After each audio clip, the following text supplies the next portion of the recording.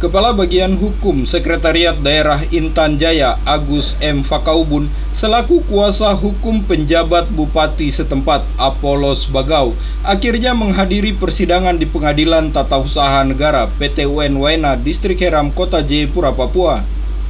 Ketidakhadiran penjabat Bupati Intan Jaya pada persidangan pekan lalu disebabkan pihak tergugat belum menerima surat panggilan sidang dari PT UN. Agenda sidang pemeriksaan persiapan berlangsung tertutup ini dipimpin Majelis Hakim PT UN Jayapura Doni Poja didampingi dua hakim anggota Muhammad Bima Sakti dan Spiendik Bernardus Blegur. Nampak hadir dalam persidangan ini kuasa hukum penggugat Julius D. Teuf.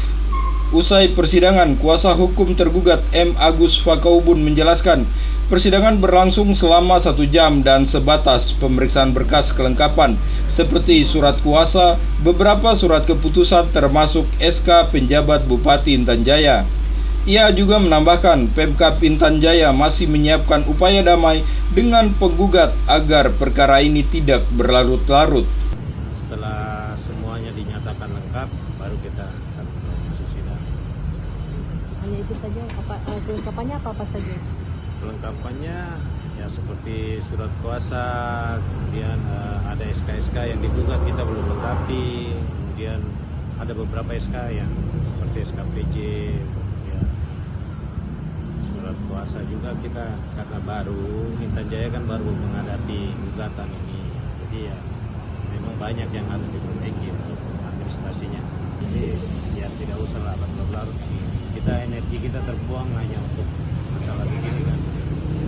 Saya pikir semua bisa dibicarakan, mudah-mudahan bisa diselesaikan dengan cara damai. Menanggapi niat baik Pemkab Intan Jaya agar kasus diselesaikan secara damai, kuasa hukum penggugat Julius D. Teuf menegaskan ia mengembalikan penyelesaian perkara kepada kedua kliennya, Labuan Huta Barat dan Yoyakim Mujisau. Iya, kan begitu. Ketika mereka damai, kami bersukacita pastinya. Kami senang.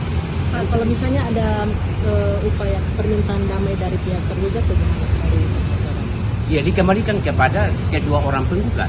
Itu yang saya bilang tadi. Penggugat dan tergugat ketika mereka mau damai, pasti kami sebagai kuasa, baik penggugat maupun tergugat, kami senang.